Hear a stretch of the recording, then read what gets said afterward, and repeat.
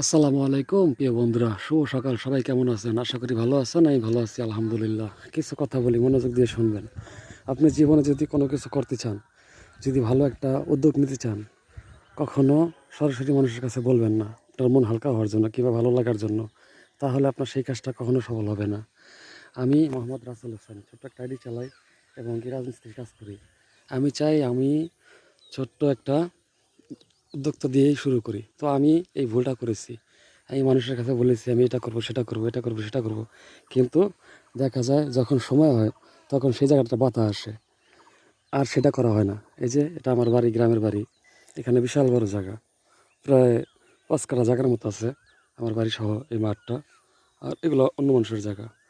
তো আমি চাই গ্রামে খামার-টামার করতে। এই কথাগুলো মানুষকে বলছি। টাকা পয়সাও সঞ্চয় করছি, জমাইছি। কিন্তু শেষ সময় দেখা যায় মানুষগুলা টাকা পয়সা মেরে দিছে। এগুলো মানুষের মুখ লাগে। তাই এর জন্য কোনো কিছু করার আগে অবশ্যই মানুষের কাছে বেশি বলবেন না, ছড়াবেন না কথাগুলো। তাহলে আপনার সেই কাজটা সফল হবে না। তো আমি সহজ সরল মানুষ। আমি সহজ সরল ভাবে মানুষের সাথে প্রকাশ করি। এই কারণে হয়তো আমার জিনিসটা করে ওঠা হয় না।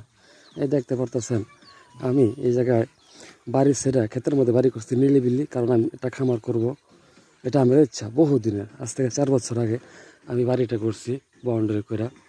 ওই বাড়ির ভিতরে আমি খামার করব এবং কি বিভিন্ন ফলের গাছ আমি লাগাই দিছি।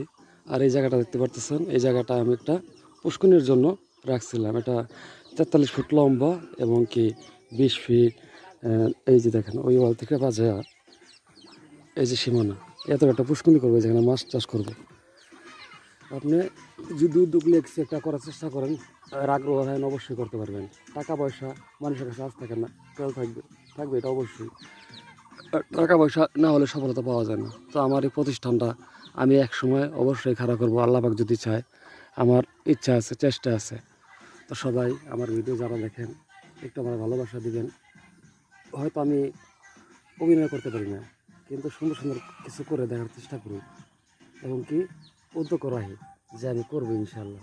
তো আল্লাহ পাক যদি চায় অবশ্যই আমি একদিন যদি কখনো সফল হতে পারি, তাহলে অবশ্যই আমার বাপ মার সাথে আমি থাকবো এই গ্রামে। আমার ফ্যামিলি যেহেতু ঢাকা থাকে, তাদেরকে আমি গ্রামে নিয়ে আসবো। তবে সফলতা না পাওয়া পর্যন্ত হয়তো আমি গ্রামে আসতে পারবো না। তাই আপনারা সবাই ভালোবাসা দিবেন, আমার ভিডিওগুলো দেখবেন। ইনশাল্লাহ আমি নিজে কিছু করে আপনাদের দেখাবো। কারণ আমি জানি আমার মতো হাজারো পুরুষ, হাজারো মানুষ স্বপ্ন দেখে কিছু করার, কিন্তু পেরে উঠে পারেন না।